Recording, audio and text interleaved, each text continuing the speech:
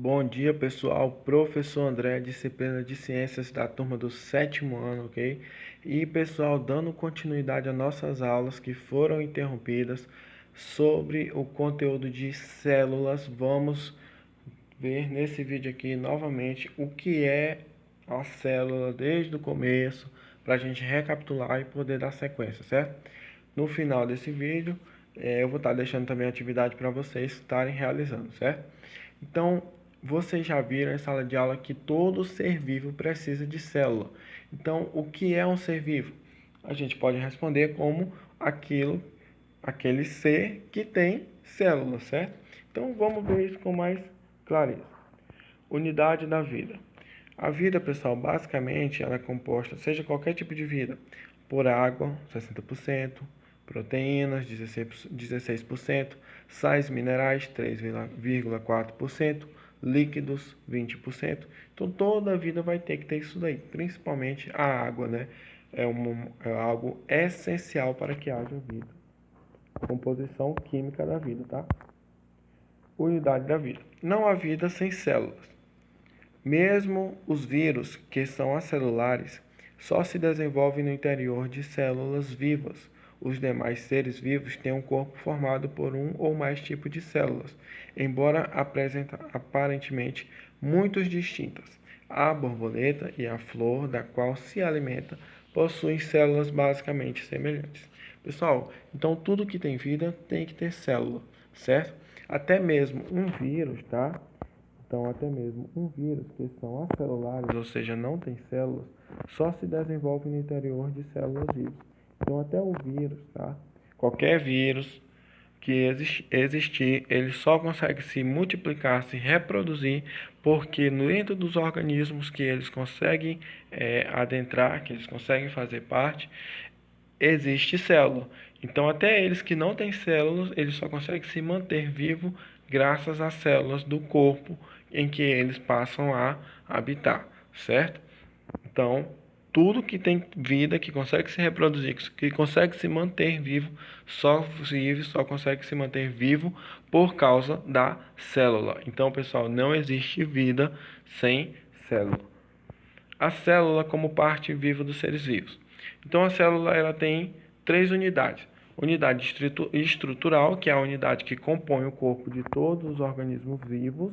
Então, aqui é em relação ao organismo, a estrutura que compõe, tá? Então, todo ser vivo vai ter que ter a célula, a estrutura da célula é essa. Unidade funcional, capaz de realizar todas as funções de um organismo. Então, para que as funções do organismo possam acontecer, é necessário que haja célula. E a unidade genética, que é cada célula contém a informação hereditária do ser vivo do qual é parte e transmite os seus descendentes quando se reproduz. Então, pessoal, unidade genética aqui, ó, está se referindo à questão genética hereditária, a informação que passa de pai para filho.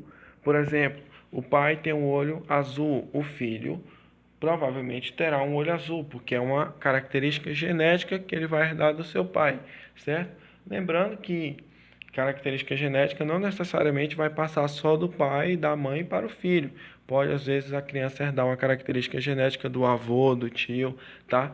Porque essa herança genética é muito forte dentro daquele meio familiar, certo? Então, a unidade genética é uma unidade da célula. A célula é a responsável pelas características genéticas que são repassadas de pais para filhos, ok? Então aqui a gente tem um modelo de uma célula, tá? A estrutura básica da célula, membrana plasmática, citoplasma e núcleo, tá? Então, basicamente toda célula vai ter essa unidade aqui. Mas não é toda célula, porque existem os tipos de célula. Vamos ver já já. Então, existem dois organismos que possuem células. Os organismos que são os unicelulares, que são formados por apenas uma célula, como as bactérias, certo? E existem os organismos pluricelulares, que são formados por várias células, que se associam para realizar suas funções vitais, como as plantas, os animais, algumas algas e alguns fungos. Então, as bactérias, os vírus, eles são unicelulares, geralmente formados apenas por uma célula, tá? Unicelular é aquele tipo de organismo que tem apenas uma célula. E os pluricelulares são os organismos que possuem mais de uma célula. Por exemplo, os animais, certo? Os seres humanos, que se encaixam no grupo dos animais, né? Animais racionais, ok? Então, os pluricelulares são os organismos que possuem mais de uma célula. E os unicelulares são os organismos formados por apenas uma célula. Exemplo, as bactérias, os vírus, ok?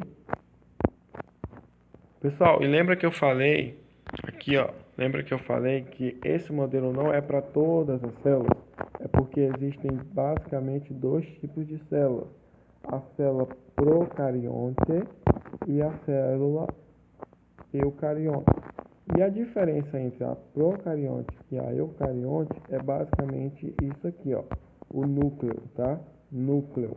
Então a célula eucarionte ela vai ter núcleo, seja na célula eucarionte animal, que aí se aplica ao ser vivo, seja na célula eucarionte vegetal, certo? Também vai ter núcleo aqui, ó. E a célula procarionte geralmente é a célula de bactéria, ok? Bactérias. Veja que ela não possui núcleo, ó. Ela possui membrana plasmática, ela possui traços genéticos, hereditários, citoplasma, mas ela não possui núcleo. Então, existem dois tipos de célula, basicamente: eucarionte e procarionte. A eucarionte vai possuir núcleo, certo? E a procarionte não vai possuir núcleo. Tem mais diferenças, mas basicamente uma diferença para que você possa ver e perceber na hora é isso, tá? Procarionte não vai ter núcleo e eucarionte vai ter núcleo, seja na eucarionte animal, seja na eucarionte vegetal, certo?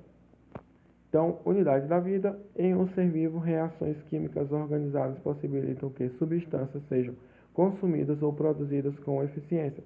Essa ave alimenta-se de outros animais, aproveitando seus componentes químicos como combustível, fonte de energia, ou material de construção, reorganizados na produção do próprio componente. Então, pessoal, aqui só está falando da questão do ser vivo, ó. Um ser vivo se alimentando de outro ser vivo, para que possa ser gerado combustível, fonte de energia, tá? Unidade da vida: basicamente a vida se resume a nascimento, crescimento, reprodução e morte, tá? Então, ciclo de vida é o que a gente chama de ciclo de vida. Então, aquilo que tem vida tem célula, e aquilo que tem vida vai ter também um ciclo. E o ciclo normal de uma vida de uma galinha, por exemplo, é que ela cresça, que ela nasça primeiramente, claro, que ela cresça, que ela reproduza, que ela morra, né? Isso aqui não é para a galinha apenas, é para todos os seres vivos, tá? Nascer, crescer, reproduzir e morrer. Esse é o ciclo da vida, o ciclo da célula, ok? Então, pessoal, dentro da célula ainda nós temos a reprodução. Afinal, a reprodução é a responsável pelos traços hereditários, ou seja, aquilo que está vivo se reproduz naturalmente, né? Então, nós temos dois tipos de reprodução: a reprodução assexuada e a reprodução sexuada. Vamos falar primeiramente da reprodução assexuada. A reprodução assexuada, aqui como é no caso das bactérias, acontece da seguinte forma: ela acontece com a participação de apenas um indivíduo. Não há combinação de gametas, claro, porque é apenas um indivíduo, e os descendentes dessa reprodução serão geneticamente idênticos, sem mutação.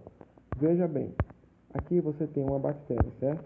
Então essa bactéria aqui, ó, ela tem um material genético, e esse material genético aqui, ele se divide, ok? Ele se divide e gera dois materiais genéticos idênticos. Esse aqui e esse aqui, que gerou esse aqui e esse aqui, é idêntico a esse aqui, ó. Esse primeiro aqui. E esse primeiro, ele gerou esses dois aqui. Então, a reprodução assexuada, ela tem apenas um indivíduo, e esse indivíduo, basicamente, ele se divide, gerando novos indivíduos. E o traço genético que tem dentro dele vai ser idêntico ao primeiro. Por quê? Porque como só tem um indivíduo, não há mistura, vamos dizer assim, não há combinação de genética. Existe apenas uma genética ali, existe apenas um objeto, um ser. E como só tem um ser, a reprodução aqui final, ó, vai ser idêntica a essa aqui, porque só tem ele, ok? Então essa é a reprodução assexuada, presença de apenas um indivíduo e traço genético hereditário idêntico ao do primeiro. E o outro tipo de reprodução é a reprodução sexuada, certo? E a reprodução sexuada, ela exige a participação de dois indivíduos, macho e fêmea. E como existem dois indivíduos, existe a combinação de gameta. O gameta feminino, no caso o óvulo, ok? E o gameta masculino, no caso o espermatozoide. E aí, como existe essa combinação de dois, existe aí as descendências genéticas diferentes, existe a variação genética. Calma lá. Pessoal, observa aqui. Você tem o homem, certo?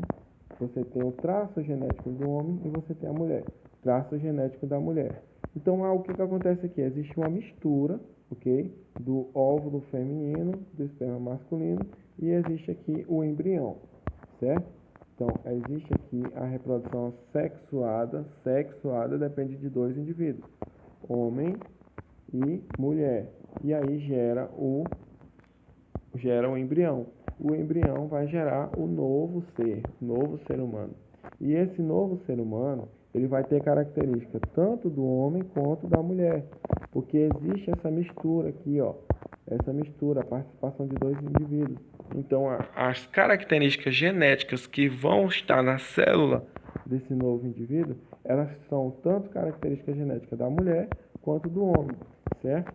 Então, na reprodução assexuada, você tem a participação de dois indivíduos e a característica genética dos dois, não apenas de um, como acontece na sexuada. Um indivíduo, apenas característica genética, reprodução sexuada. Dois indivíduos, um indivíduo, reprodução assexuada. Então, só tem uma característica genética, traço genético idêntico, tá? Dois indivíduos, reprodução sexuada, que gera a característica genética dos dois e não apenas de um, certo? Pessoal, então só para a gente fechar aqui, vamos ver como é que acontece do início ao final. Eu falei da reprodução porque a reprodução ela participa da vida e a vida é característica da célula. Agora vamos ver como é que acontece desde o comecinho, tá? Então, pessoal, tudo começa com uma molécula de água, porque tudo vai ser composto por água, inclusive a célula. Então, o que é uma molécula de água? É o nosso famoso H2O, porque a molécula é a junção de vários átomos.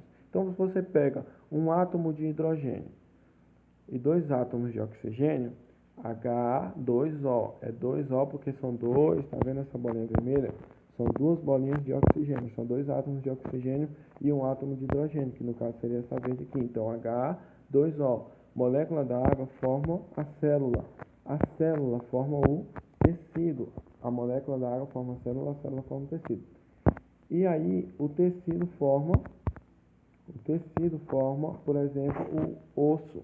O tecido forma a pele, forma o osso forma o sistema esquelético, o sistema esquelético forma o organismo, tá? Junto com a pele, junto com o pelo, certo? O organismo forma a população, aqui a população de lobos, ó, por exemplo. A população vai gerar uma comunidade, envolvendo os seres vivos, as plantas e tudo mais, e a comunidade vai gerar um ecossistema, envolvendo tudo, né? Plantas, animais, o clima e tudo mais. E o ecossistema vai formar a biosfera. Eu estou explicando isso só para vocês verem como tudo tem origem aqui, tá? Tudo tem origem aqui, ó, na célula. Tudo tem origem na célula. A célula é a unidade básica da vida. Tudo que tem vida vai ter que ter célula, ok? Pessoal, então, esse é o nosso conteúdo. Nós continuamos trabalhando célula. Eu vou estar repassando a atividade para vocês. Espero que vocês tenham entendido o conteúdo. Boa sorte a todos e até a próxima aula.